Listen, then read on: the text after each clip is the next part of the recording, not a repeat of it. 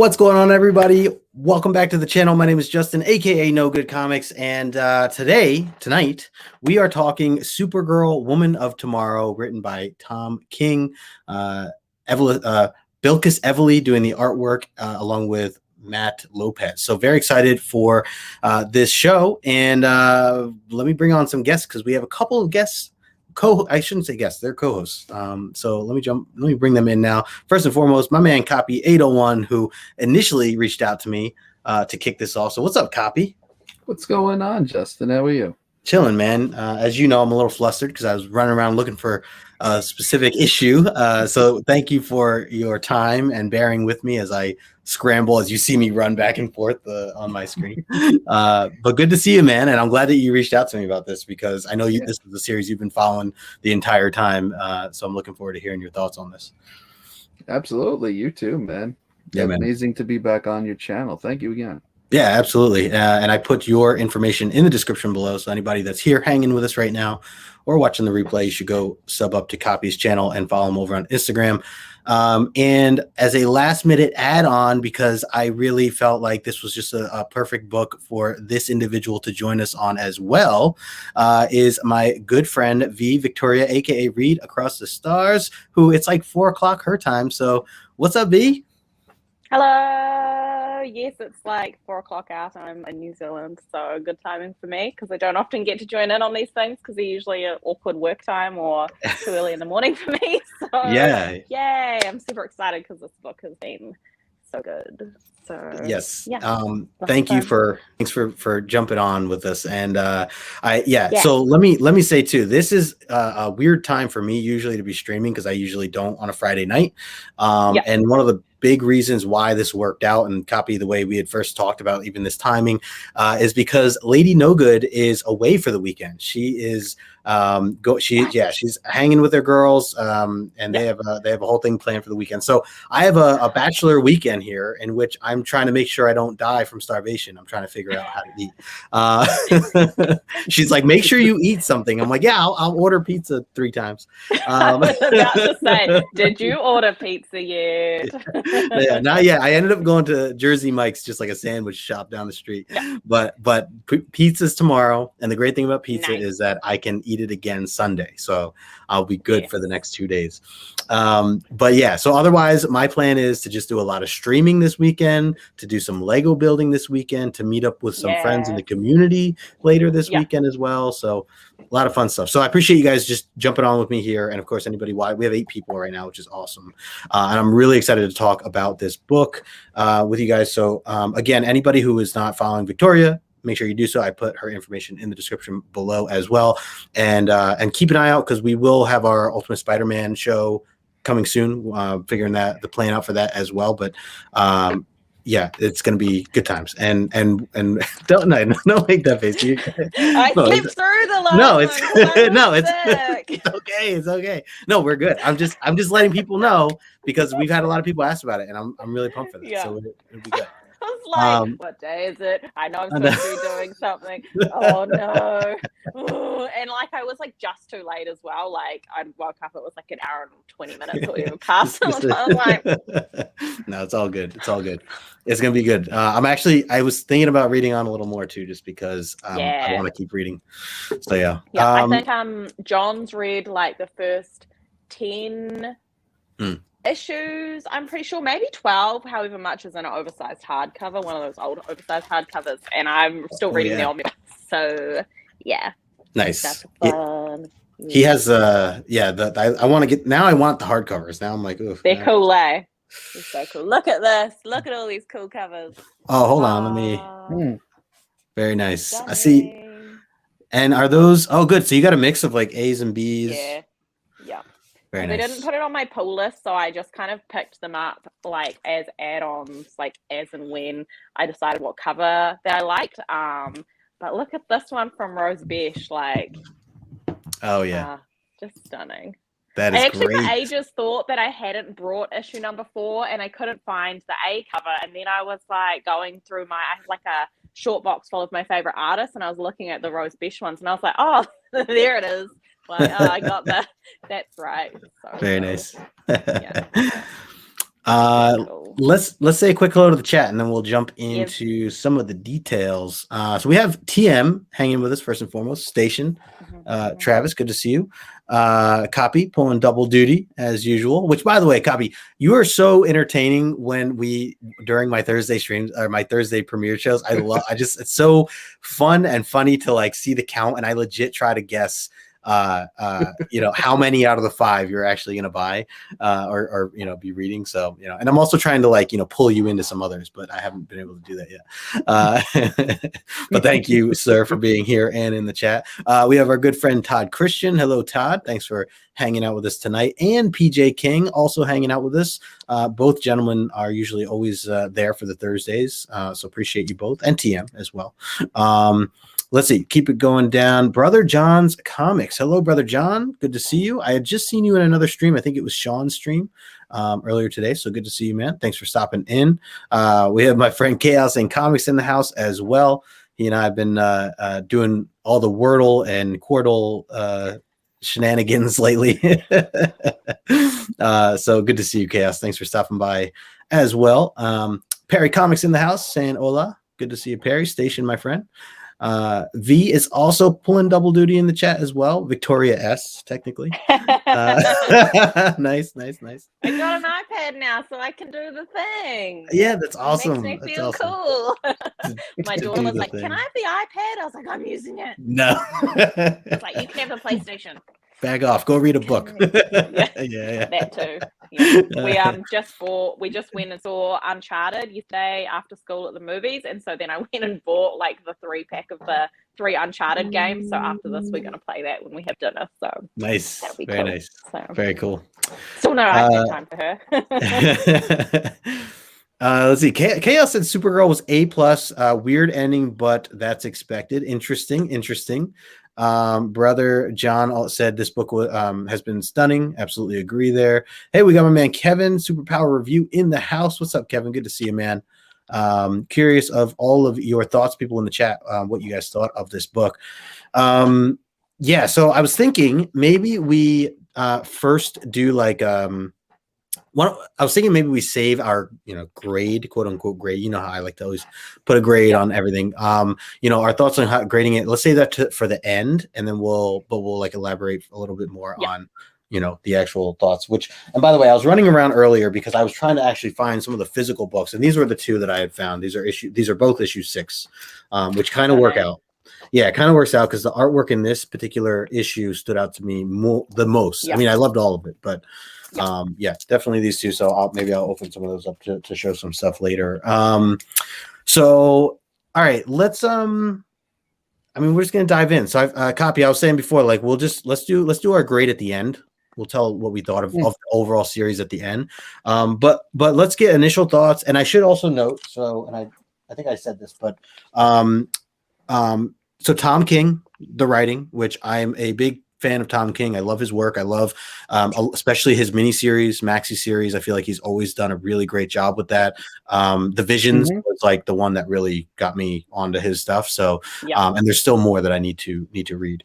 Bilquis Evely doing the penciling and the interior and the cover A's, which are just absolutely beautiful. I did not know about her until this book. And that's like I need more Bilquis, and I love her name, by the way. And then the other one I wanted to mention was Matheus Lopes, who is the colorist for this, and the colors definitely are something that I think stand out on its own terms as well. Perfect. Let me that's awesome. Yeah, like all that. Just give me more of that. That's just so great. All that pencil work, all that stunning color, like how good. Seriously. And I wanted to shout out Matt because Matt has been a very cool chill person to talk to. If you're ever like I'm a big fan of when artists and creators like write back and talk back with and engage with their fans, and Matt has been phenomenal. So if anyone's ever, I actually asked him if he would be interested in being like a surprise guest. I wasn't going to tell you guys, but he said that he was really busy, he wasn't going to be able to, but that he would maybe try to catch a replay. So Matt, if you're watching this later, appreciate you, man. Even just for tuning in, man, love your work. So amazing creative team. Just wanted to run through that real quick, but I'm going to pass it to you guys on just general thoughts. So Copy, what did you think of this as a whole, all 8 issues? So I would say the first issue was good, but it just kind of like, it took a little bit to get into its own momentum. Like there was a lot of I would say backstory given in the first issue. It was a little slow, but it started picking up, after the second issue. It was like, oh, okay, now we met all the characters, we see what's going on with them, and there's a lot of exposition. But after that you just go, world from world in each issue. And it was really good. The story was nice. Everything moved forward at a good pace. The little girl was very different than a lot of other characters. She was very wordy, like you got everything in the description. You got her thoughts, you got what was going on, you get everything. It was just, I didn't expect it. I didn't expect the book to be as wordy as it was at first, but it actually turned out pretty good. Yeah, it was pretty good. Definitely not what I was used to, but I mean, the story itself was just, I thought it was a really good story. It was a really good story. And let me ask you this too: are you like I know you are, to me, you are the DC king in terms of knowledge and fandom. So I wanted to ask you, assuming that you've read a lot of other Supergirl in your time, do you feel that the character has had any dramatic changes, or that this is still the Supergirl that and do you think that Tom King kept that line close to that in any sort, or was it dramatically different than anything you've read before? So the series started off with her 21st birthday. So chronologically, she hasn't aged much. Oh, okay. Since I would say the silver to bronze age. Oh, wow. Okay. Yeah. It didn't really show much of a progression of her aging. Yeah. Until that time, but then post-crisis, it reverted her back to being like 16 years old, and the most we got was maybe a little bit in college. Yeah. Like early college, like she's like 19, 20. So, and then we got Future State, where she's an actual woman. She looks like she's in her mid-30s. And, that was a good turning point, because it helped her in this story. It helped show how she's a little bit more mature. But she still has a lot of the underlying character traits that she had. His interpretation of the character was very good. I did like the fact that he made her curse, because that is part of her character. She does curse. She's not, she's not a carbon copy of Superman at all. Like, she is her own person. She's a very fiery personality, and she doesn't care. Like, she'll say whatever the hell she wants.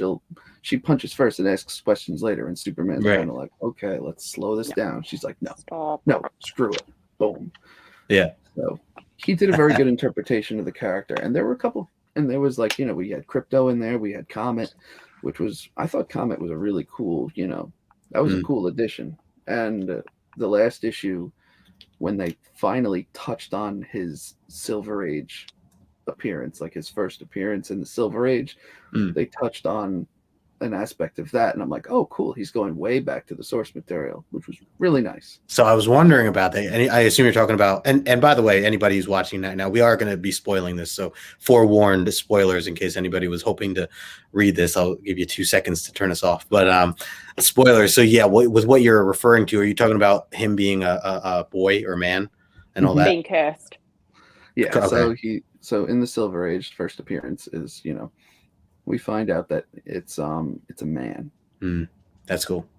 And it's a man who turns into a horse who loves Supergirl. And their relationship got a little complicated. Like it was a really big, what's the right word for it? It's more of like she was very taken aback, but they kind of worked it out. And, after that, you'd see Comet every once in a while, but he didn't appear that much. Okay. Interesting. They had a Comet character in the Peter David run. And it was a reworking, but this brought it right back to the old material. Nice. Which, it was refreshing. Yeah. And what's that? That's Trades the Peter from the David Peter run. David run. Yeah, look at that cover. Oh, that one. Look how iconic that is. That has been reused for like as done as homages by multiple different artists now. Nice. So, yeah, and that is the very cool. That is the cover to issue 1. Yeah, I think so. That's the cover to issue 1, and they actually homage it towards like in the 60s as well. Oh, cool. Like issue 60 something, because originally it shows her like taking off her her fleece and just like ripping it open. You see the Supergirl uniform, right. And then in like the 60s they have a cover where it's her ripping off her Supergirl uniform, revealing the fleece. I dig it. I'm glad that I wanted to dig a little bit on some of this because again, I mean, I'm brand new to Supergirl. I've never read it prior to this, and so to me, this was like I wanted to give it a shot, mainly because of Tom King. That was the main push for me. But I'm really glad that I now I want to read more. So now I'm like curious of what you were just holding up there, B, and maybe going back to some of that as well. A couple things in the chat I wanted to highlight here. Ignacio's in the chat. What's going on, man? He says, I really like Supergirl a lot. The art is perfect. The story is quite memorable and very nicely told. Absolutely agree with you there. Architectural foam panels and columns. I know. I think John was trying to make his name shorter, calling him AFPC, so maybe I'll go with that. It says, happy to see people discussing the content on the comic books.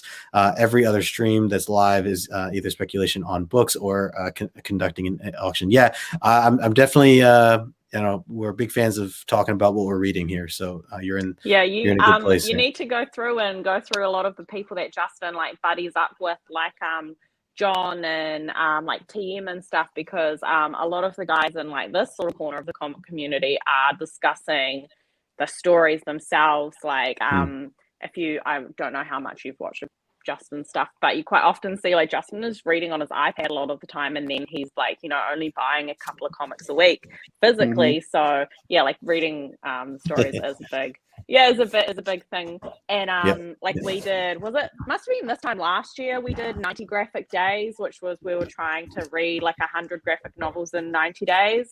Yeah. Some people, I think like Justin and a few other people did like single issues, so like trying to read 100 single issues. So yeah, that's like I kind of want to do it again, but I'm not in the right place to.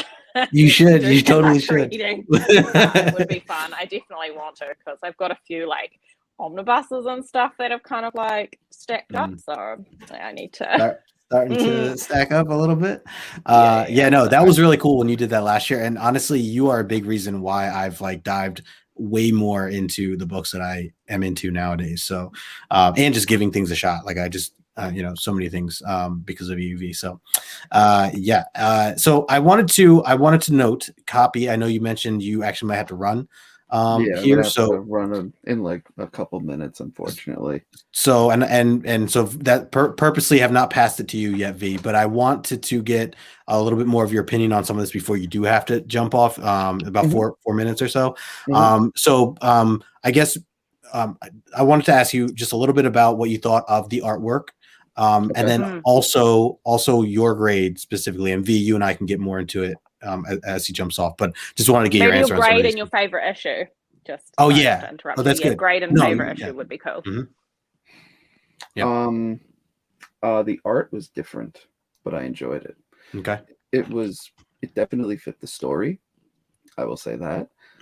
Favorite issue. My favorite issue is probably, I would say it would be issue 7. Okay. Just because it like so much happened and it left such a cliffhanger that I was just like, that was probably one of the 2 issues that I read, and I was like, I read it like I got out of the shop and I went in my car and I just read it.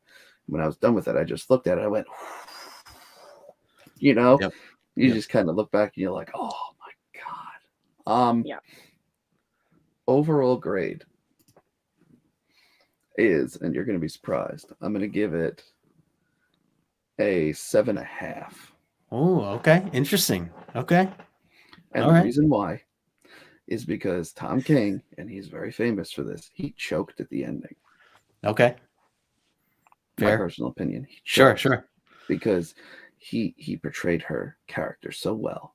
And then he did everything, and it was going so well. And then the last issue, it was building and building and building. And then the reveal that he did at the end, I was like, that does not make sense for her character at all. You literally just did this because you had no idea how to end it. And I'm like, that's not something first, that's not something she would do. Like, and second, the way that it ended, like the last page, how it ended, I was like, really? You're going to go through all this. You're going to go and do all of this. And then you're going to have it end with just. Interesting. I don't think you're alone. I don't think you're alone there. The ending was. I'm going to spoil it because I can't really describe it without doing it. Yeah. Go for it. All right. So the very end. He's like, here we go. So the very end, Supergirl reveals that Crypto is fine, and she's got nothing to do that, and that she went through this whole like year-long journey just so that way Ruth would learn a lesson. And I'm like, she has never done anything like that at all in her entire history. In every book I've read, she has never done anything that long-winded. She'll go on a side quest, but she has never done something that long for that amount of time. And here's the cat. And I'm just like, you know what? No. I'm like, that's not something she would do first. And then she's like, I'm Supergirl. Of course I could have done that, but I didn't because I wanted to do that. And I'm like, yeah, she's kind of full of herself, but she's never been like that. Like her ego just swelled way too much there. And I'm like, that is not in her character at all. And at the very end, when, Ruth goes to kill Krem. Krem of the Yellow Hills. Yep. I was like, listen, she's going to kill him. And then she doesn't. And then Supergirl goes up to kill her. And she doesn't. And then he goes into the Phantom Zone. Now, I would have let that pass. Okay, he's in the Phantom Zone. He's going to be there. But then they release him 200 years later just for her to whack him over the head with her cane. I said, really? You're going to do that? You went through all this character development to get her to teach her how not to kill. And then you're going to release him just for her to whack him over the head and kill him? I'm like, really? I said, that made no sense. It would have been better if she killed him and then Supergirl decided to tell her that the reason why she did that was just so that way she would learn the meaning of life and learn that some people can't be saved. And this is someone who can't be saved. Now you see, if she did that, which she has done before, if she did that, I would have been like, fucking brilliant. Interesting. But then she teaches a lesson just to have her ignore it 300 years later and watch her do it and not stop her at all. And they just both kind of walk away. And that's kind of exactly what I did to the story. I just kind of was like, well, they were like, well, that's that. And I'm like, well, I guess the story was the story.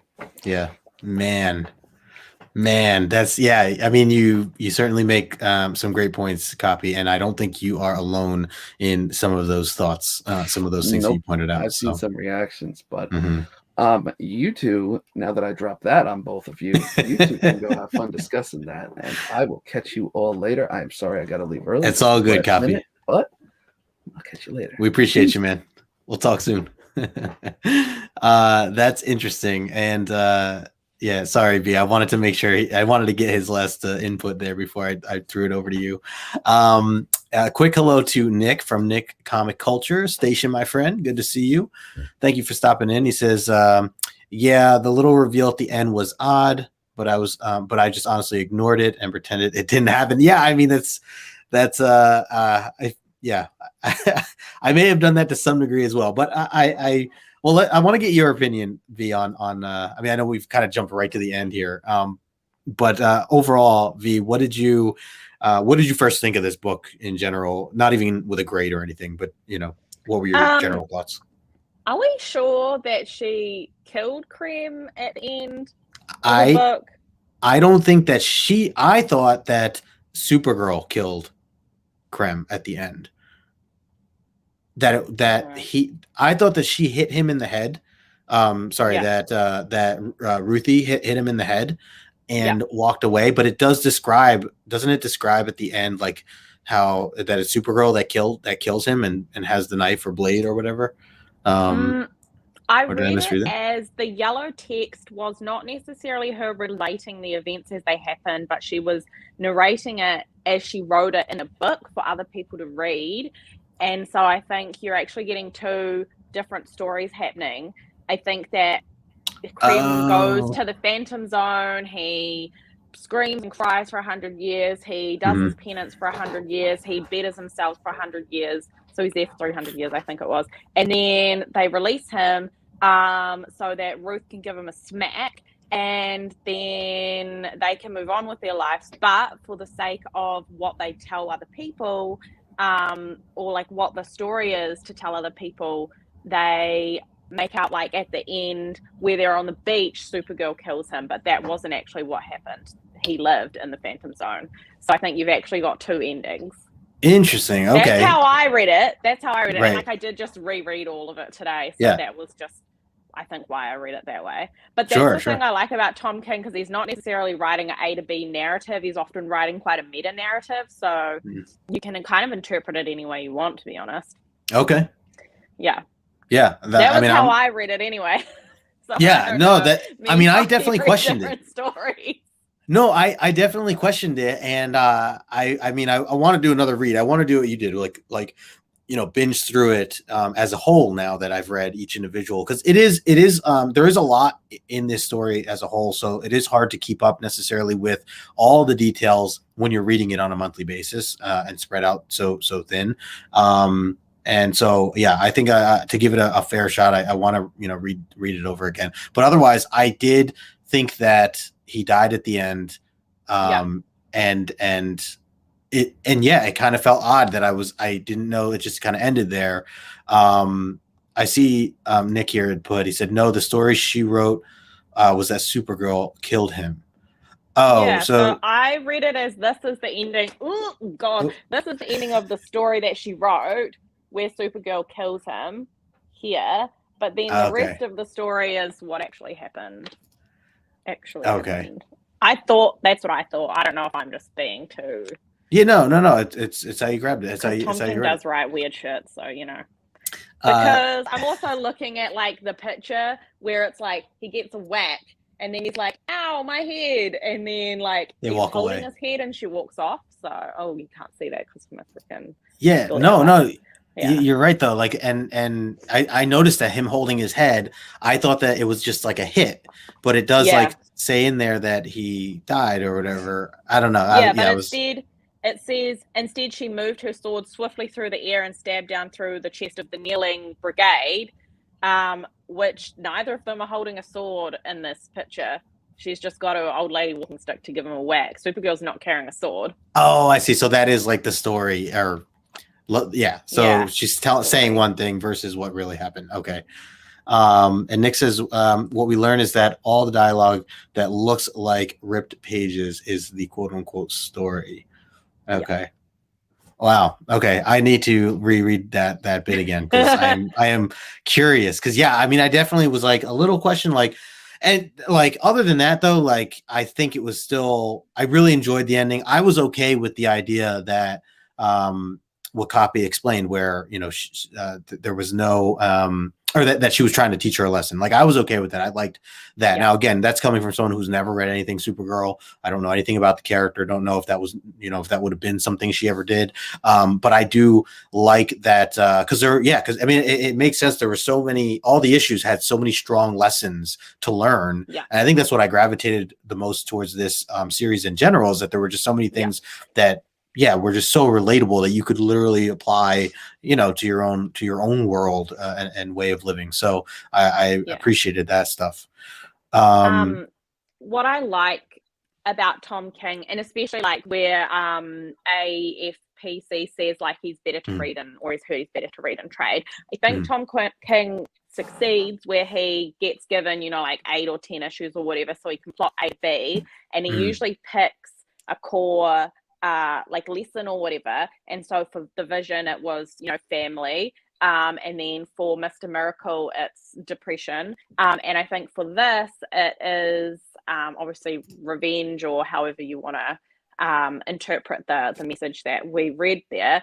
And I am interested to see what the message is going to be in the end at the Batman and Catwoman miniseries that he's writing at the moment, because that's a bit of a like weird one as well.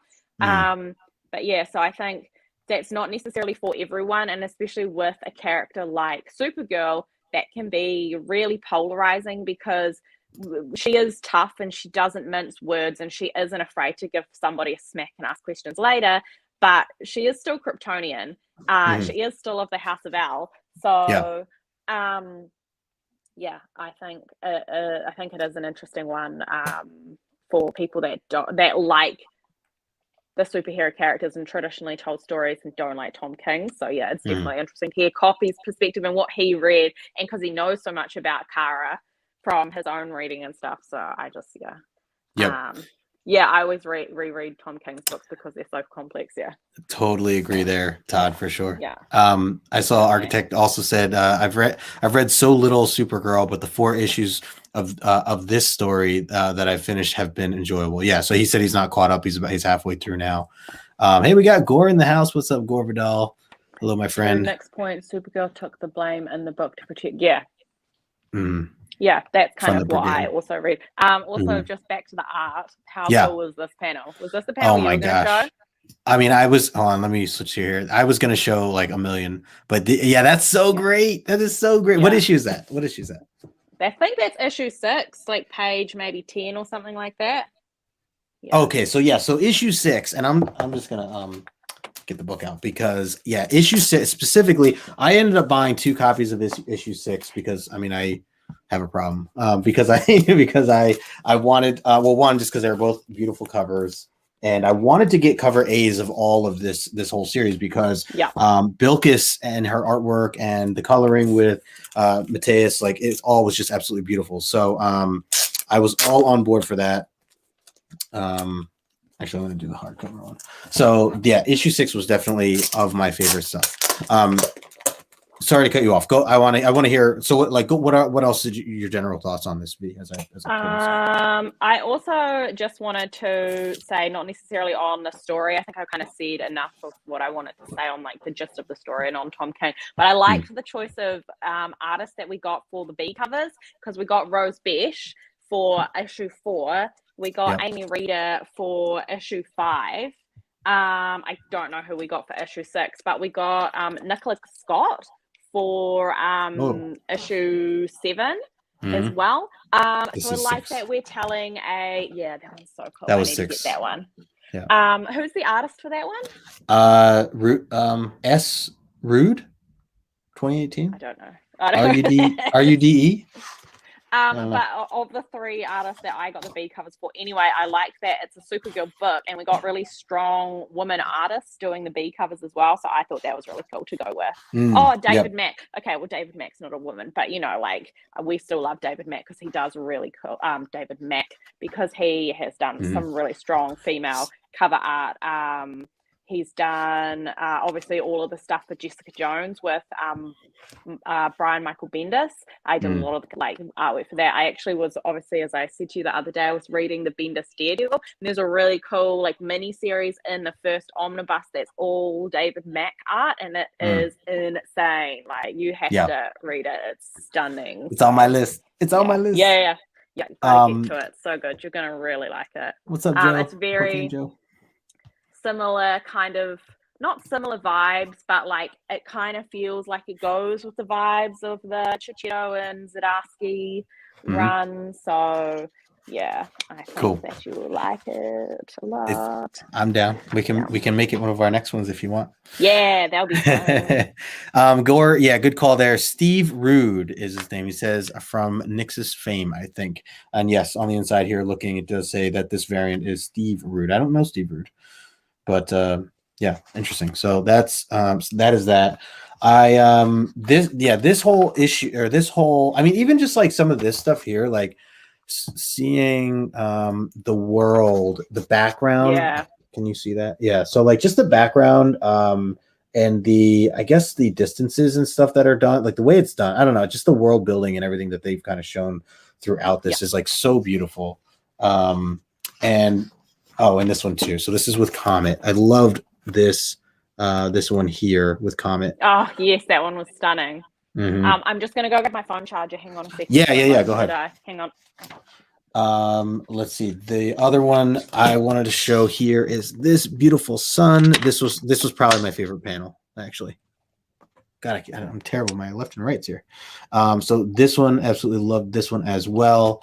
Let's see, in the chat real quick, we had Nick was saying, I loved it. Every issue they introduced another tragic moment in Kara's past. Each time it was heartbreaking. The art really played to that perfectly. Totally agree with you there, Nick. Fell in love with it, and the artwork especially. AFPC, all praise for Steve Rude. I'm down to look at check out more of Steve Rude's artwork for sure. The other thing, V, this was the other one that I think this might actually be my favorite. Is the sun? Yes, that one is so cool. It's such a good panel.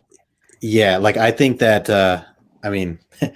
I'm always tempted to I always think about like tattoos. I'm like, oh, that'd be such an awesome tattoo. Like that'd be so great. Yeah. I think my issue, because I've already obviously got so many tattoos, I think if I was to start picking panels from comics that I really love, so beautiful. I don't have room. Like I just do not have the space for that. Like I would need a whole another body. I mean, that is legit. I've heard people who just like that is a lifestyle, and getting as many tattoos as one wants to get, you have to consider location and running out of canvas. You call it real estate. You call it real estate. Prime real estate. Yeah. My husband and I used to spend like every month we would go and do like a day session. One of us would. So. Oh, nice. Yeah, that was when I got paid monthly and before I had a child. So.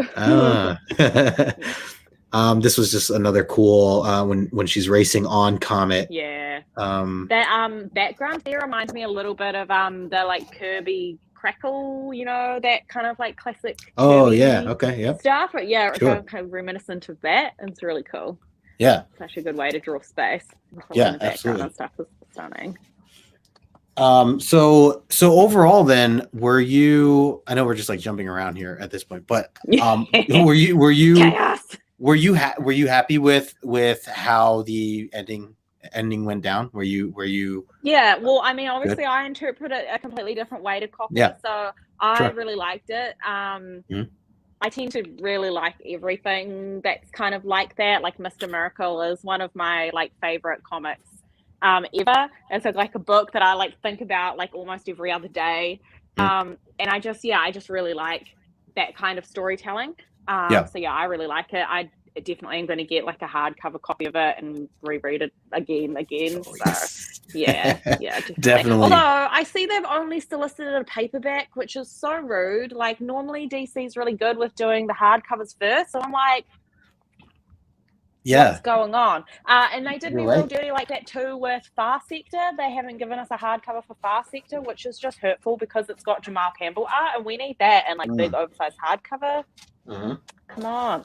Like, I was bummed that they didn't make this oversized. I want this as an oversized. I'm glad it's hardcover. I'm happy that they did off. I know this is so beautiful. This is just giving me an excuse to talk about Nightwing here. Is really what this this whole conversation. Yeah, this is just absolutely beautiful. I love it. Stunning. So good. Yeah. So good. Yeah. Oh, it's the goods. Yes. So I am with you. I would have assumed that they would do something like this, at least for this Supergirl series, is make a regular sized version. But yeah, unless it was in the solicitations and I just have not seen it, which is also very likely. Let's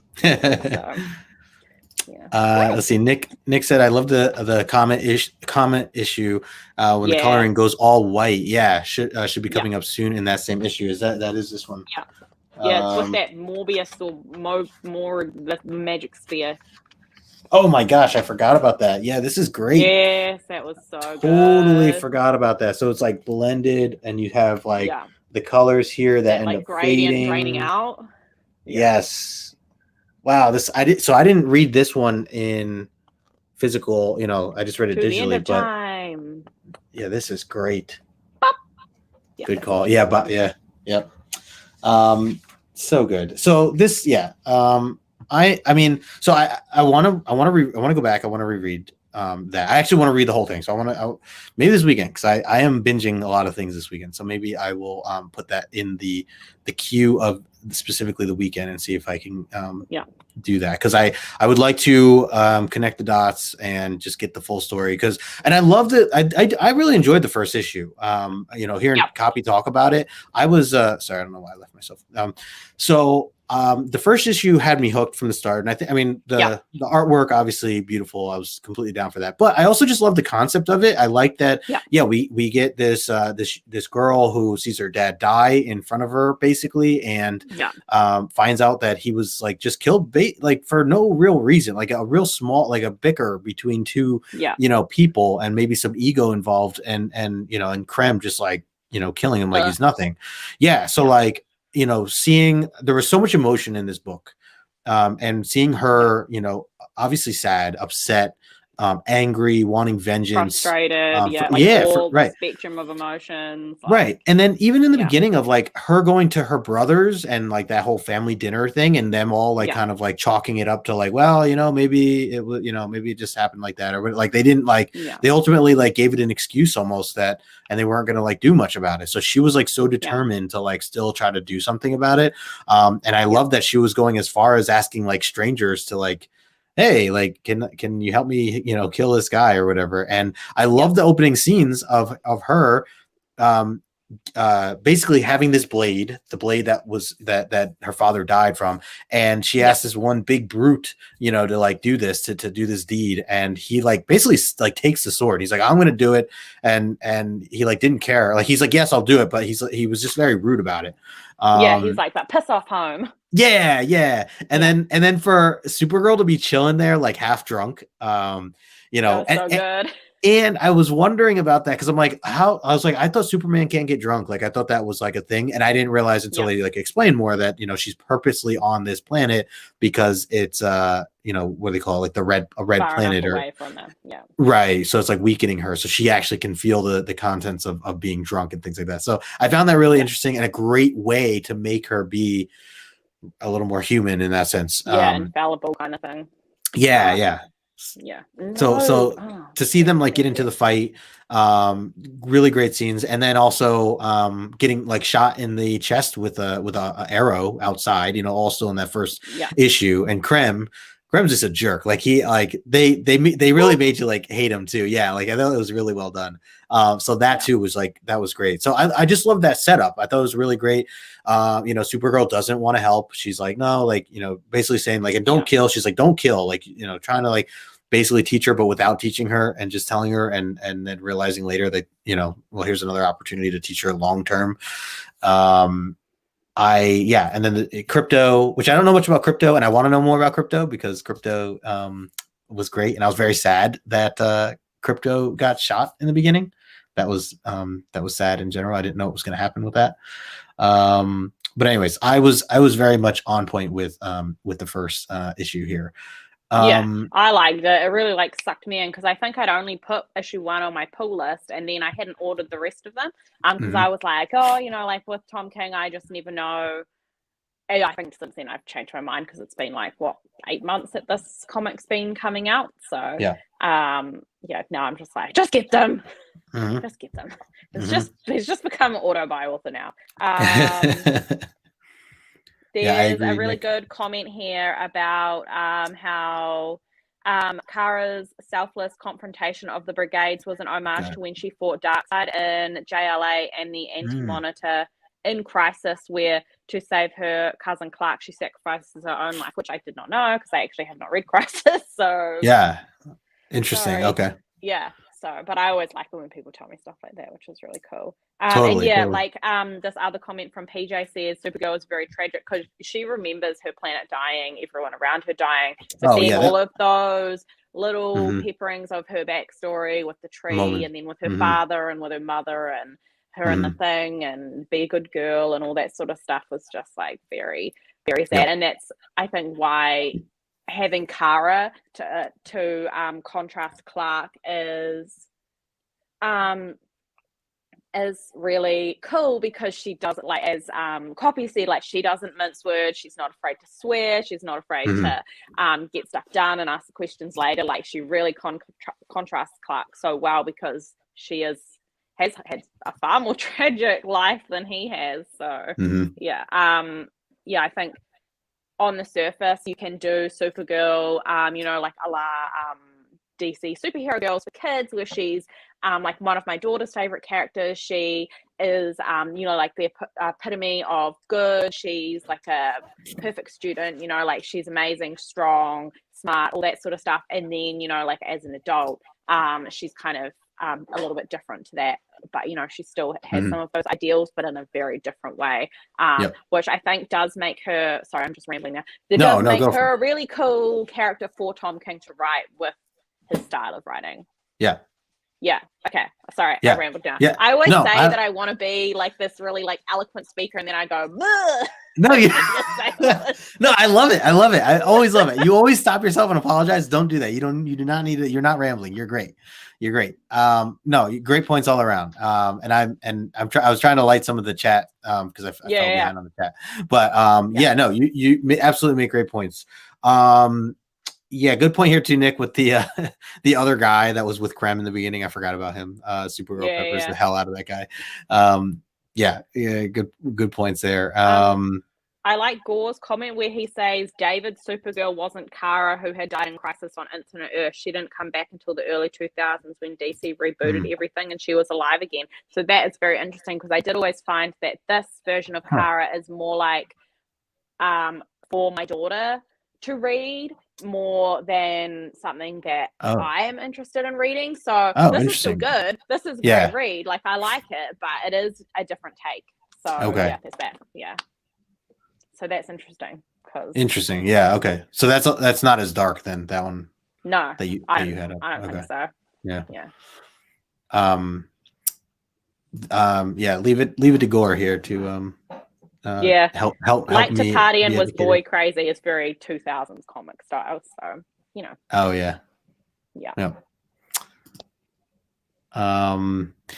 so my daughter came and gave me this note to ask for a snack so she didn't interrupt. I was so cute. If you're wondering what I was looking at, I figured she was asking. That's great. She was being real cute. Tell her have two. Well, she's had a lot of snacks now, so bouncing off the wall.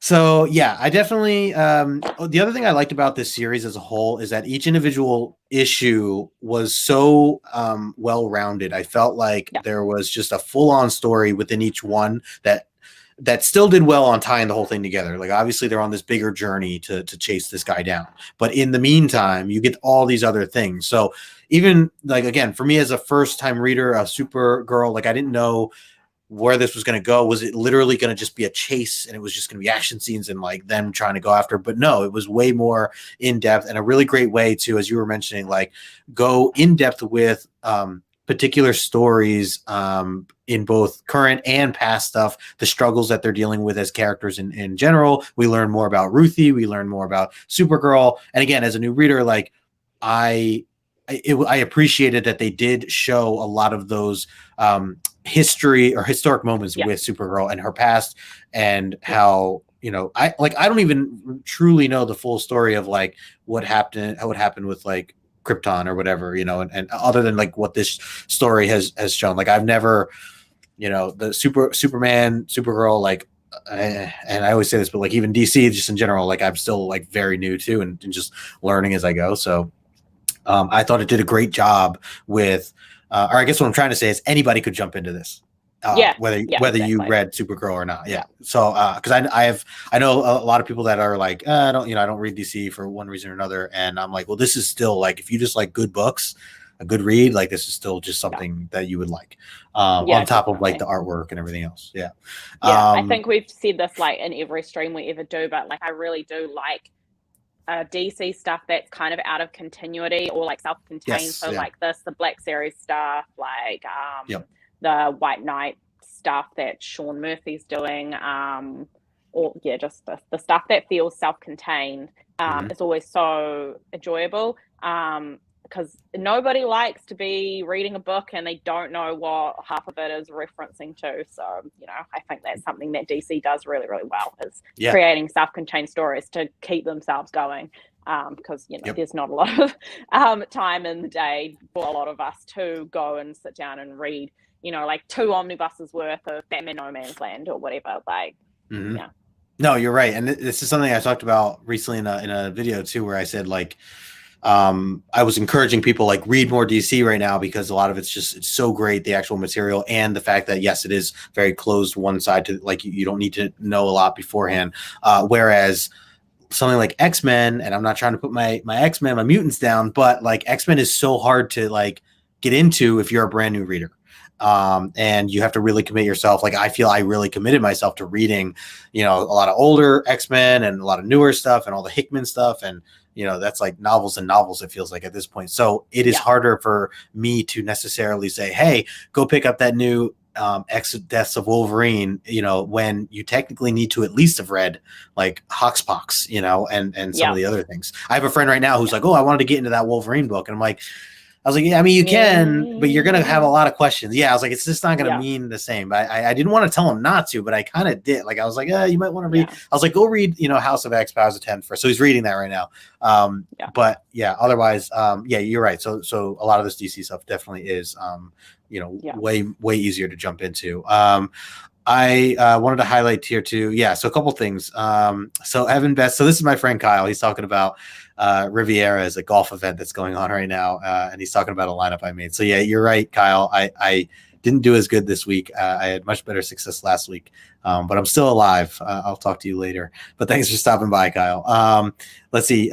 Nick also agreed about very new reading friendly. Absolutely. And Architectural says, I'm only reading Human Target and Lonely City right now, which, by the way, V, are you reading Lonely City? I don't know if I asked you that. Oh, yeah. Okay. So, yeah, this is a big yes. This is a huge yes. This is a obvi. Yeah. I love it. I love Selena. I don't know why I even needed to ask. So... Yes. And I love Black Label books. So, you know, yeah. All fair. So that is on my list for this weekend to catch up. I know there's only 2 issues out right now. You're gonna like it a lot. Yes. And especially reading it before watching the Batman. It doesn't have anything to do with the Batman, but I just think it'll get like in the vibe, you know. Oh, totally. Oh, I love what you posted just I think it was just today, where you're like, these next 6 months or whatever, you're like talking Batman or whatever. That's just my personality now. Yeah. I love it. Yeah. So my daughter and I went into we have a shop called EB Games, which is owned by GameStop. So it's the same basically as GameStop. And they had that, do you see the Selena like Funko plushie that Sheena got the other day? Well, we found it, so we bought it, obviously. So Lila's carrying around everywhere with her at the moment. Nice. When we went to see Uncharted, she was like, I want to watch the Batman, but it's too scary for me. And I was like, it's too scary for you. Later. Yeah, later. So I think I'm going to do I think before The Dark Knight Rises, my husband and I watched all the Batman movies ever. Well, all the live action Batman movies ever, not the animated ones. I couldn't get him to watch those. He's got limits, you know. Actually, I'm just going to go on a tangent of my tangent. We were in Starbucks the other day, and the girl at the counter is quite young. And so she's like really excited about Marvel stuff. She's adorable. And she was like, "Have you watched the Multiverse of Madness trailer?" And I was like, "Oh yeah." So we started talking about my husband. Brendan's standing behind me, like waiting to get his coffee. So he just goes and sits down and starts looking at his phone. He's like, "Everywhere we go." You gotta explain. Everywhere we go, because we go to the same places every week. He's like, "We have to talk about Star Wars or Marvel or something." I'm like, so we about it. But yeah, so I think I'm gonna try and get him to watch from, you know, like the 1989 Batman movie through to The Dark Knight, so that we can. It's my whole personality for the next 6 months, like I said. So I love it. See, Lila's brought it in because she can hear me yelling, "Look at this squishy little so cute." She is so cute. And I like made my little, not that you can see it behind my Monstera because it's going nuts, but that middle shelf up there is now Batman shelf. You can see my little action figure and my little couple of comic covers here, and there's some Funkos there too. So, and then there's my Spider-Man shelf underneath. Very nice. So, love it. Love the dedication. We're in full Batman mode now. I don't know if you saw it on my stories last weekend, but I like even Batmanified all my iPhone icons. Oh yeah. So good. I'm like, I'm all in. I'm committed. Yeah, I just think Zoe Kravitz is really hot. Like, she's such a good looking lady. Oh, that must be Brendan home. So, yes. Yeah. That'll be my husband getting home on his push bike that she's barking at. So. Oh, nice. Yeah. Do you have to jump? Or do you... like 5 minutes probably. Okay. Yeah. Architectural says, adore the X-Men, but I've fallen off with the Krakoan era stuff since Hickman left. Yeah, I mean, I still have high hopes though. I'm liking what is coming out right now, so I definitely would say consider checking it out or waiting and see what other people are saying later. But I think it's still very good. Architectural, we'll have to talk later because I there's a bunch of other DC I would highly recommend you reading at some point. He mentioned Human Target, which is another fantastic series right now. So all right, so let's kind of wrap this up. I everybody here leaving awesome comments. I appreciate it. Gore, he said, Justin, if you are at the comic shop this weekend, pick up volume 1 of Deadly Class and Lazarus. Yeah, so Deadly Class, I've been talking to my friend Jason about. He's been reading it, Claiming Comics, and it looks really good. I do want to check it out at some point. So that's fair. I am going to actually be at the shop tomorrow. So maybe I do that. Ooh. Also, Lazarus, I've heard great things on as well. I would like to get them on a sale, ideally. So maybe I wait. I don't know. We'll see. If I can get you could probably get them at like Barnes & Noble, buy one, get one half price or something, to be honest. Right. Yeah. Todd, I agree with you here. Black Label books have been fantastic. Batman, The Imposter was also great. So The Imposter. Oh yeah, I didn't finish reading that. I read the first issue. I don't think I finished that. But you're right. I gotta check that out. I think The Joker Killer Smile was another one. It's a Jeff Lemire book. Oh yeah, I remember the green cover. A couple of years ago. That was a really good one. I'd recommend that if you want a Black Label Batman-esque book. That was really enjoyable. Now I just want to read all the. Black Label's been awesome. It really has been. I know we talk about this all the time. It's so great. So all right. So last before we kind of wrap this up, how would you grade the series as a whole for Supergirl? I know we went different directions here, but so Miss Miracle is like a 10 out of 10. That's like a god tier. That's a great tier, top tier book for me.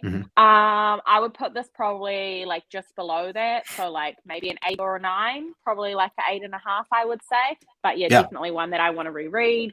I just like that kind of storytelling, like exposition of the character, self-contained stories. It just checks all the boxes of what I look for in comics generally. So what about you? I totally agree. I'm probably going to give it a 9, and I also want to reread a little bit of it. But even with the way I had comprehended the ending to be, I was still who was it in the chat that said, it was Nick or like, who just said like, kind of pretended like some of that didn't happen or whatever. Like in my mind, when I first read it, I was just kind of like, I'm a little confused, but I'm okay with that. I'm going to just love it anyway. I just love the rest of it so much. And as a whole, and all the issues built up to the last one. It was all just fantastic. I would say maybe a 9 to a 9.4 actually is what I think where I'm going to go, because I really did. I enjoyed it so much. It is wordy at times. I know Copy had mentioned that there are, but I think it needs that, and I don't think it's wordy in a negative way. I don't think it's necessarily. You only got 8 issues to work with, so just like Hickman, like if Hickman gives you paragraphs, then I'm okay with that. You see people complaining about his pages of text in the X-Men comics all the time. You know what? I just don't read them if I don't want to read them. So that's fair. I really enjoy them. That's fair. For this book, because I was reading it in a way that you were having like a past narrative or like a story narrative and the current narrative of what actually happened. I thought it needed to be really wordy, so I think it worked for me personally how I was reading it or interpreting what was on the page. So I really liked it. No, I'm with you. So I would definitely recommend this to anybody. Again, whether you have ever read Supergirl or not, or have any interest in Supergirl or not, I still would recommend reading this just because it's that great. So I definitely stand by that. I'm glad I jumped on it when I did. Like, I'm glad I just kind of went with the motions. And again, a lot of it I had to do with Tom King at first, just seeing his name and knowing like the magic he can work within a 8 to 12 issue series. I'm all about that. So but the way I kind of do any of my like pull lists at the moment, now that I'm like really trying to keep my pull list small, and obviously we talked about I'm trying to save like renovations for my house, like I really am just like I went through and sorted out all my long boxes. So I've actually got like a Tom Taylor box, I've got a Tom King box, I've got a box from my favorite artists, and so I'm really only focusing, like really honing in on just getting Tom King, Tom Taylor, Mariko Tamaki, obviously Kelly Thompson, like that's a goat to me, and then my favorite artist covers. So any Tom King book, even if I don't read all the issues, that I buy them immediately. I know when I go and read them all together, I usually really appreciate the story and it's worth me having in my collection. So Yep. Yeah. I love that the system that you have, and it's great because you need to though. No, but you need to have the system, because it's like otherwise, you just end up buying everything, and it's just like impossible to own everything. And I've done that, and I've given hundreds of dollars worth of comics to one of my friends, because my friend has 2 young sons. I think one's like 10 and one's 13 or something like that. So they're a really good age that I can actually just be like, here's a stack of comics, and like my friend and his wife will read some, and the sons will read some, and so I'm like, I don't really want to keep doing that, but I appreciate that I have been able to do that in the past, but I just end up with shit that I don't want to continue reading, or I just regret kind of buying because they're not authors that I'm like invested in keeping, and I don't know if this is a morbid thing to think about. I know some people do think about this, but I also think about like, I'm going to be that old lady that's got like a wardrobe full of comics, and like I kind of want to be able to be like, that's all by one author, that's all by one author. So if Lila ever wants to like get rid of them and put me in a rest home, she can just list them on Trade Me and be like, massive fucking lot of Tom King comics, like right. So, you're making it easy for her down the road. Yeah. Trying to justify my choices. Yeah, exactly. No, that's great. I definitely I think it's good to be organized. I have 2 short boxes I'm putting together. I'm going to attempt to sell/donate back to my LCS. I'll be happy with something. I'll be happy with some store credit. So see what I can get, but it's definitely a thing. So you're not alone there. Gore had pointed out, he said King's Batman Catwoman special from 2 weeks ago. Yeah, the Christmas special, I saw that one, and the Batman Annual 2 about Selena and Bruce are 2 of his best works. Gore says that's interesting. How stunning is the artwork in that like Christmas special, annual special, whatever it was. I didn't read it. But you I heard it's like, great. It's just, I think even that on its own, if you don't get the rest of the series, I think if you see it, you should grab it. Like, it's really stunning. Yeah. So all right, so I think maybe I'll try to buy that tomorrow when I'm there. But I do want to read the series as a whole. Yeah. So are they almost done? There might be 2. Yeah, I think there might only be 2 issues left. Maybe I think it's a 12 issue series. We're on issue 10 now. So. Oh, okay. Plus the special, so it's 13. 13. Okay. And the special that came out is one of those like stunning like square bound. It's in my bedroom over there. So I can't go and get it, but it's another part of the house. That way. But it's nice. Like I think you'd really like just having it in your collection. So Ooh, okay. Yeah. All right. Take my money. Yep. Yeah. Just add to cart right now. You know how you showed that that Cabal Excess of Wolverine cover that you got, the Stormbreakers one that's just Laura and Gabby on the cover, that issue? I cannot find it anywhere. That one, right? Yes. God, I can't point. I know where you're pointing. I honestly, since you showed it on your story, I'm like, I need it, and I cannot find it anywhere. I'm so frustrated.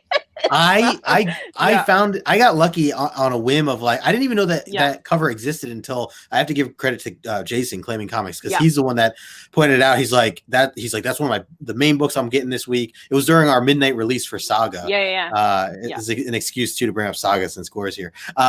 So it was during that, and he pointed it out, and I was like, oh, this is really cool. I want to say it was cover price. Maybe it was like $8, $10, something like that. But I don't.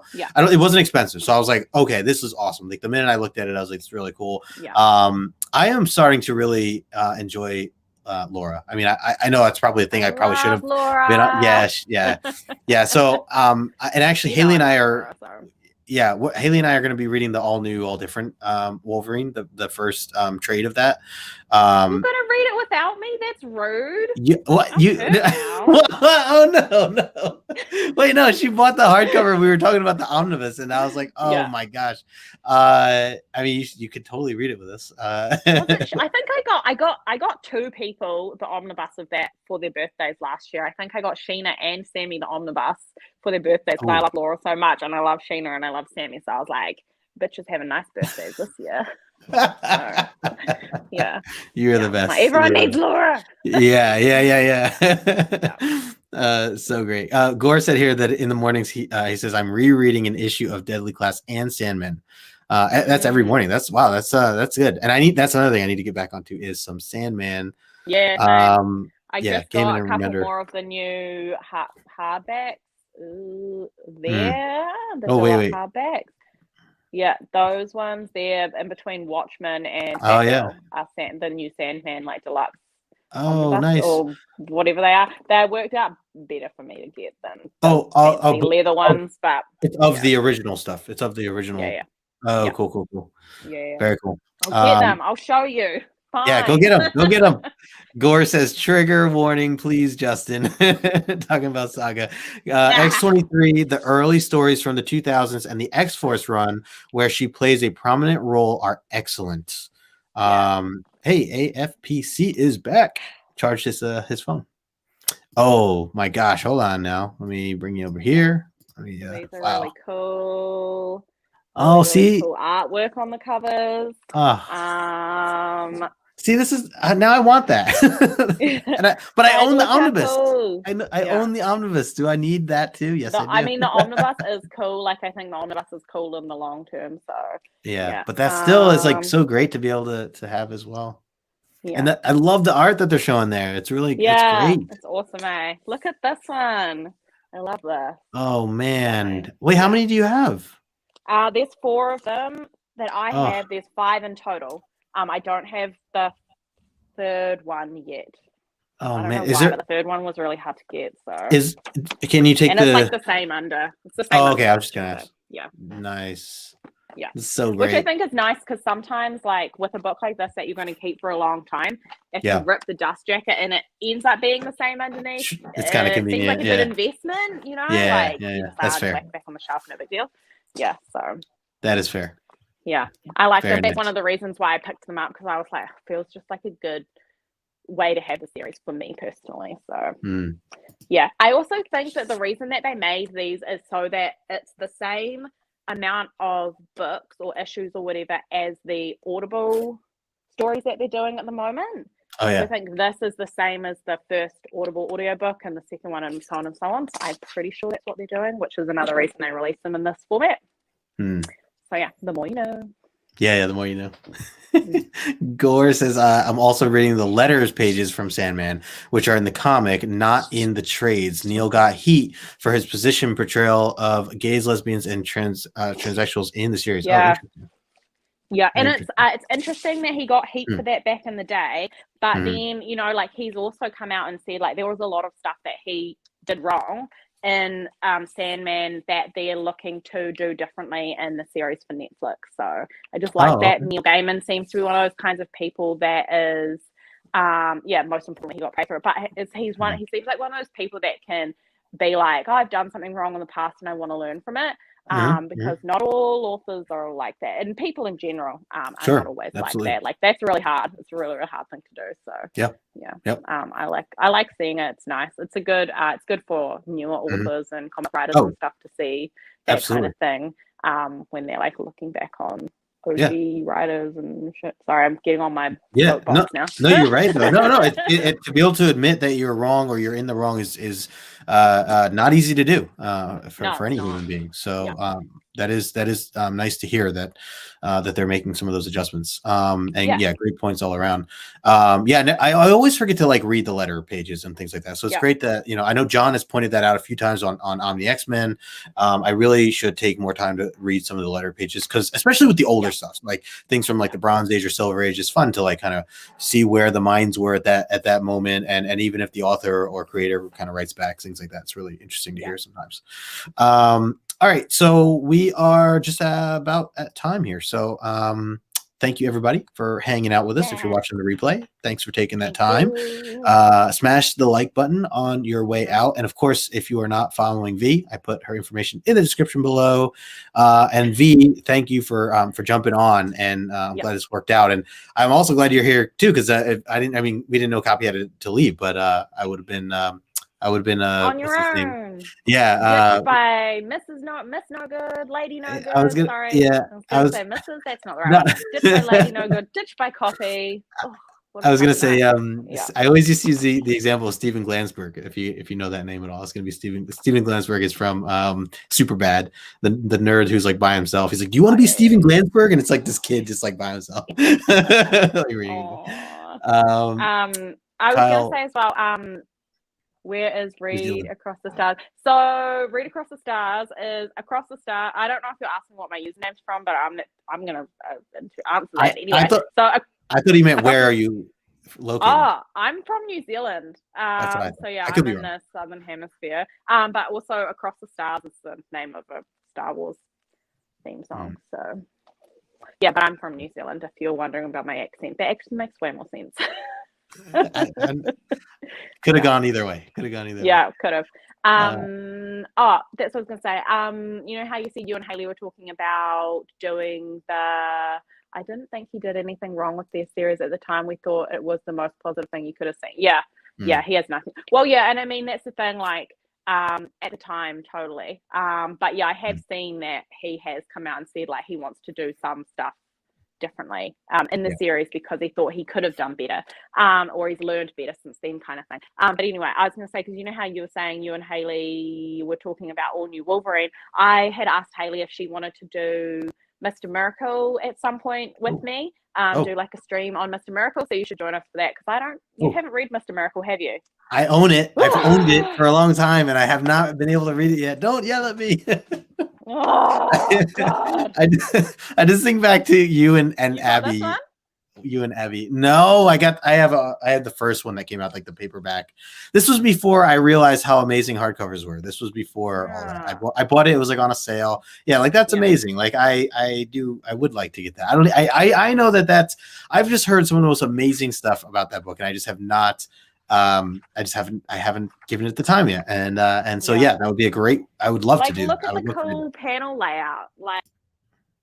Oh. And you're gone. I don't know what just happened.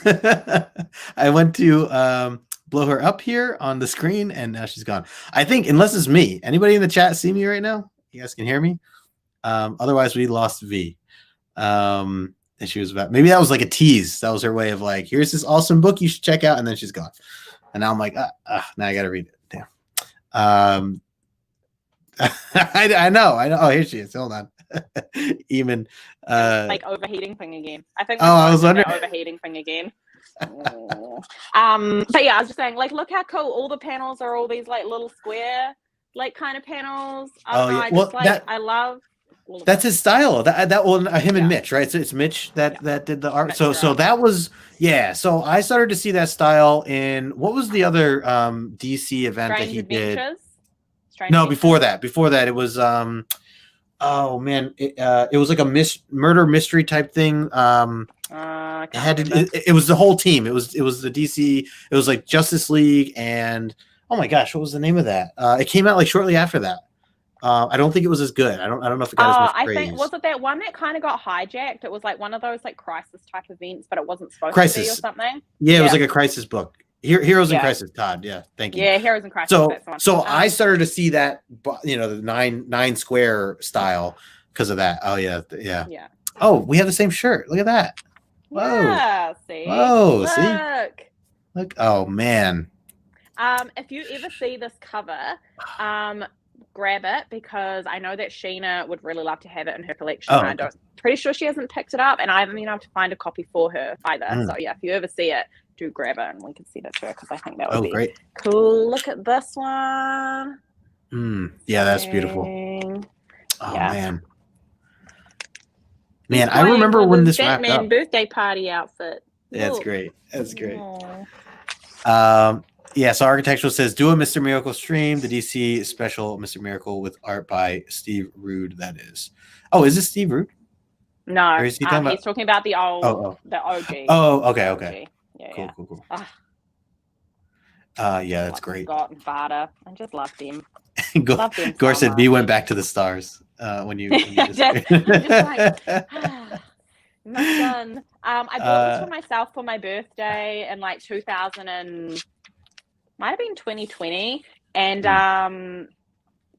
I read it like on my birthday, and I remember I was standing in the kitchen like making a cup of tea and like reading it furiously, and my husband was like, "Are we gonna go out today?" And I was like, "Hold on, I'm reading. Don't talk to me." It's like I'm in the middle. Very important. Yeah, so ask Haley. She wants to do a read along with my favorite thing is Monsters, one of the best graphics. Yeah, I think she was talking about that. I'm not sure. But yeah, I'm sure it would be up her alley because she is a big, diverse reader of many tastes. She's great. So Eamon, he said, I've heard nothing but fantastic things about Supergirl, Woman of Tomorrow. The trade for sure. You should definitely give it a shot. Yeah. Yep. Stacks right there. Stacks. B's got them all. Eamon, bro. Definitely give it a shot, man. It is great. We've been praising it. We've been praising it. We gave it high grades, so yeah, definitely check that out. Even Copy did, and he didn't like the ending, but he still gave it a high grade. So. Totally, no, great point. Yeah. So if anyone's just joining now, Copy gave it a 7.5, kind of due to some of the ending that was possibly questionable and still to be determined. We'll say we'll leave it at that. And because we open to interpretation by the reader. Yes. Well said. And V gave it like an 8.5 to a 9-ish, right? 8.5 to a 9. Yeah. 8.5. Yeah, and I'm a 9294 guy for this series, so definitely loved it all around. All right, so I think we're gonna wrap it up for now. Again, everybody in the chat, thank you all for hanging out with us. Make sure you're following Victoria. I put her information in the description below, and also Copy, who was here with us earlier. He's a great guy, definitely knows a ton about DC, and very dedicated DC fan. So definitely check out his channel as well. And join us for Ultimate Spider-Man with John's Comics for Kids with the kids. Next weekend, next Saturday for you guys in the States. Is that right? I think so. Yeah, I think so. I'm pretty sure it is. Yeah. I think I have the next thumbnail. Yeah, I think it's on my channel right now. Oh yeah, 26. Yeah. Okay. I think it is because what is it? The 18th for you today? Yeah. So. So don't forget to join us for that because that'll be fun. Good 2000s Bender stuff there. You read a lot of it, right? You didn't just read the first trade, right? Yeah. Okay, so because I thought about if I do read on, maybe we just break down that first 12 whatever issues. John's read up to, like 12 issues, I think. Yeah because he said there were like two stories. There were like story arcs. So especially because we've got the girls with us as well, so more content to talk about with more people is always fun. So agreed. It says I'm still not sure about how I feel about King's Mr. Miracle. Interesting. Okay. I mean it tackles some really dark dark subjects. So That's what I heard. I could see it would be very jarring for a lot of people, and then for people like me, I find a lot of it really like you see a little bit of yourself in the pages, which is always nice. It's always nice to see some kind of representation of something that's going on, like in your head or in your mind or whatever, in a book. Absolutely. To externalize it is amazing. So that's one reason why I just love it. That's what I loved about this was I just felt like there were a lot of relatable things, Yes. In certain aspects of it. I don't fly personally, but I'm just saying. You don't. How I only do you get around climb on. being the mayor I climb of on Comic walls. Town if you can't? I climb on can't, walls. okay. Yeah, And yeah. swing. And do you also yeah. have the like magic motorbike that Spider-Man has, the, like super Oh bike? yeah. Oh totally. Yeah. That came with. Totally. That just came with. By the way, the title of Mayor Town. By the way, yeah. By the way, the mayor of Comic Town. Sorry. One last thing that we should really try to push here is I told Gore in a comment that I would love to have Gore on my channel one day as a comic collector origins. And he did write to me in a comment. Please. I didn't get back to you, but yeah, he said perhaps maybe one day that we could work something out to that effect. But he thinks I'll lose subscribers if we do that. But I'm okay with that because Gore is a great guy. So yeah, I know that there are so many of us that like make content, whether it be regular like you or sporadically like me, who love his comments, always find it so insightful. Totally. So yeah, like I at least you, me, and Haley, and then I know like TM and stuff as well. So there it is. Yeah. Honestly, it's all right, man. I'm not here for the numbers, man. I'm just here for the fun experiences. That would be cool. Yeah, so we're gonna make a campaign for that. We're gonna really push for Gore to be on Origins. I'll make a sign for Comic Book Team Up, and we'll just hold it up like sporadically. There you go. Just random, yeah. Brought to you for it'd be a little commercial, like in between. Yeah, like the WandaVision ones. Yeah. Gore, we'll definitely have to talk at some point. I'll have to give you my email or something so we could chat. Yeah.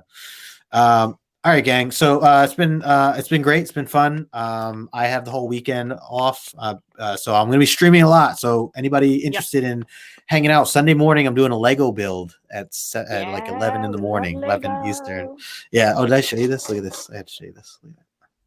Oh, I love it. Look at his little hairy arms. He's got little hairy arms. Great. And I got my girl Storm as Oh, well. She's got cute. the. Yeah. So anyways, I'm obsessed. Did you get any of the little Lego minifigures that came out at like Christmas time? I got a whole set of them. I'll just unplug this and show you. Can you see them? Oh, wait, hang on. I'm holding this on the right. I see Falcon. Yeah, there. Oh my God, this is an awkward angle for me. This is great. Yeah, I see him. There you go. When they just came out? They came out at like Christmas time, and so there's a store across the road from my office that had them, and so I would go there on my lunch break, and I would stand in front of the counter bin where they had them, and I would just like feel the bags to find the characters. The lady would be like, "Are you looking for specific characters?" And I was like, "For my child." That's gonna be me. I'm gonna be saying it's for my kids. It's for my dogs. I actually ended up getting 2 sets, so I got a set for myself, and then Lila got the doubles, and then she wanted her own full set, so I got all the rest of them and did the little bag thing at the shop again, and I put them all in her Christmas stocking. So that was fun. Yeah, she loved it. See, you have to hint that to Lady No Good. Tell her that's for me. I love that. Just getting in the stockings. Legos, a lot of Legos. Yeah.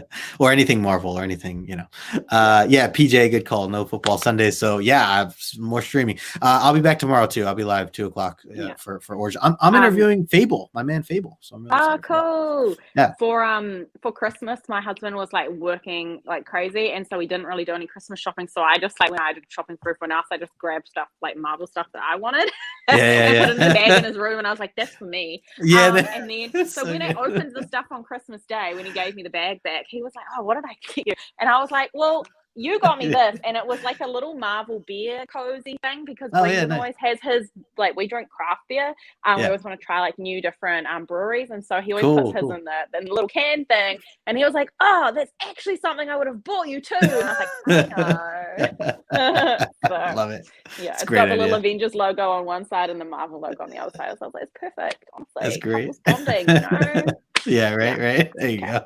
Well, I Love it. gotta go and make dinner soon as well. So Yeah. Hit that like button on the way out, gang. Make sure you're following Victoria. We'll be back next Saturday for some Ultimate Spider-Man. Otherwise, we will catch you guys later.